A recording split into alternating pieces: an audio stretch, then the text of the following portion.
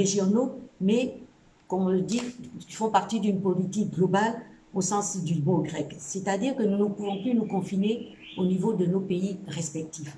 Nous sommes obligés d'élargir notre réseau pour avoir un impact au niveau international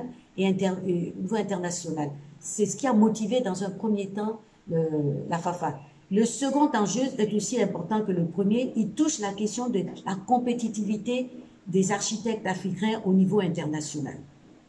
Il devient de plus en plus difficile pour nous, architectes avec la mondialisation, de faire valoir nos droits.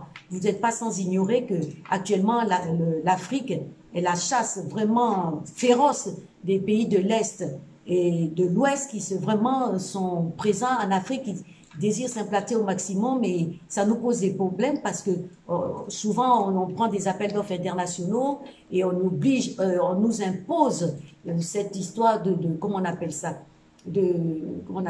conception-réalisation, et tout vient dans un package et nous sommes obligés de servir de vague-maître et d'aller des polices et aussi au permis de construire. C'est pour sursoir tout ça que si nous sommes regroupés, si nous avons un réseau important, que si nous laissons passer nos informations, on pourra s'en sortir au niveau africain. C'est pour ça que la FAFA, vous me dites, qu'est-ce que ça va rapporter à la Tunisie?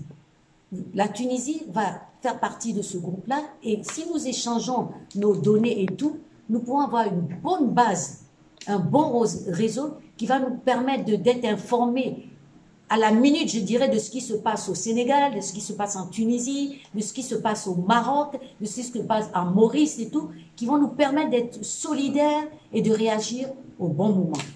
C'est un peu ça qui a poussé à créer cette fédération au niveau de tous les pays d'Afrique. Maintenant, il y avait un autre volet qui était important aussi, c'est que, vous savez, au niveau, on en a parlé déjà, rien qu'au niveau des équipements de nos cabinets respectifs. Souvent, nous avons des bons cabinets, mais nous n'avons pas les moyens de structurer nos cabinets. Donc, au niveau international, nous ne pouvons pas répondre parce qu'on nous demande des références que nous n'avons pas.